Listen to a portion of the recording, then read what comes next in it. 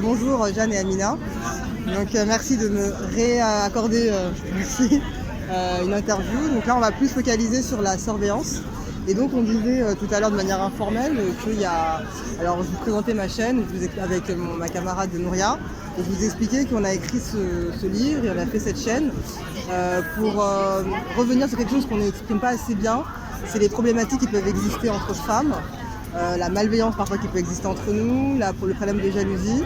Et je voulais savoir en fait, qu'est-ce que est-ce que vous avez déjà vécu ça? Qu'est-ce que vous pensez peut-être du conditionnement qu'on a eu, qui fait que parfois ça se passe pas très bien entre nous et comment faire changer ça? Comme on disait, moi j'ai pris conscience il n'y a pas longtemps de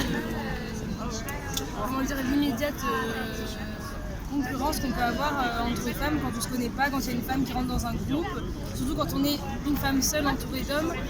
J'ai remarqué déjà que quand on a une espèce de fierté à se dire qu'on est une fille entourée de garçons, comme si on était la fille qui n'était pas chiante parce qu'on a ce privilège d'être acceptée par des garçons comme leur égal, et du coup on n'est pas la fille qui est la jalouse, celle qui est un peu hystérique et tout ça, tous ces clichés qu'on peut nous attribuer.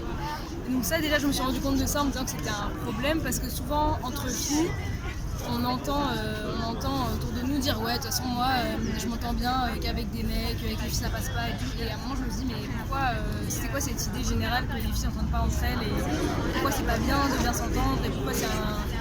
Et en fait je me suis rendu compte que c'était qu'on avait été comme ça éduqués à être mis en concurrence parce qu'on était tellement un objet éduqué comme être un objet de désir que finalement entre nous inconsciemment on se mettait en concurrence et du coup on se sentait en sécurité chez des hommes avec qui on ne serait pas en concurrence et avec qui on ne se sentirait pas inférieur ou jugé.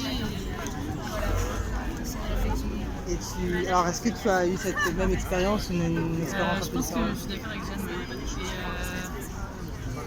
Ce que tu as dit, ça me fait penser à juste hier, j'étais seule, et j'entendais des filles parler à côté de moi et critiquer les filles de leur classe et en mode comme d'habitude. On entend beaucoup les filles se critiquer entre elles comme ça pour des trucs, mais ça vaut pas la peine quoi. Et c'est vraiment des questions.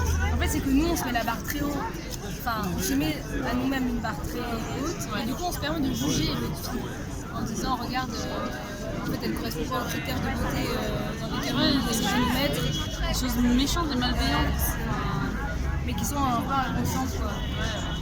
Et alors est-ce que vous pensez que il y a dans le fait que dans la société, même si aujourd'hui ça a changé, le statut social d'une femme c'est important, le fait d'être mariée, le fait d'être la femme de quelqu'un, c'est aussi important, même si c'est moins marqué qu'avant, ça a une influence dans cette capacité qu'on a à être très centré sur un homme et à faire et avoir des attitudes un peu de jalousie et de compétition entre nous. Moi je pense que ça a beaucoup évolué, mais ça reste quand même inconsciemment, je pense que c'est fort l'image. Je pense que ça va.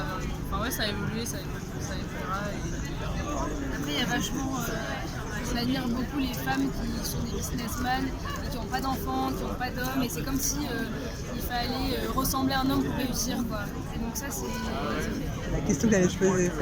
Tu m'as devancé. Non mais c'est très intéressant, mais. Ouais, donc ça c'est aussi ce que j'ai remarqué. Parce qu'en fait, nous, dans la surveillance, vous verrez sur notre page Facebook, on a mis un dessin d'une femme qui est enceinte, mais enceinte du monde. Et en fait, c'est la force aussi d'une femme, c'est-à-dire de porter la vie. Ça fait partie de notre force, ce n'est pas forcément vu comme une faiblesse. Alors certaines personnes ont repris les paroles de Simone de Beauvoir pour un peu les développer, changer de leur sens aussi parfois, parce qu'il faut le lire dans le texte, pour exprimer qu'il y a une sorte de faiblesse de la femme parce qu'elle porte la vie.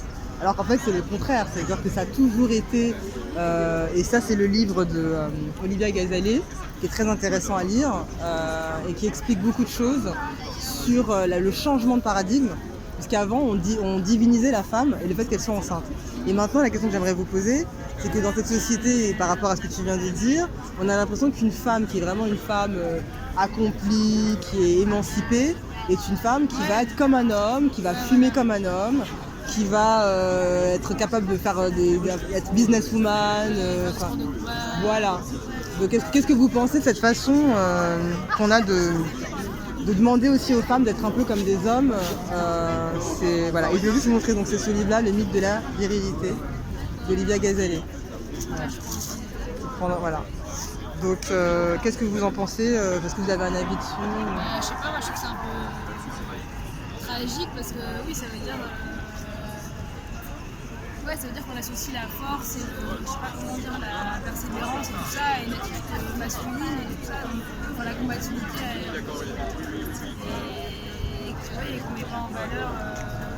Il y a toujours cette association masculine. Ouais, voilà. En tout cas, merci beaucoup.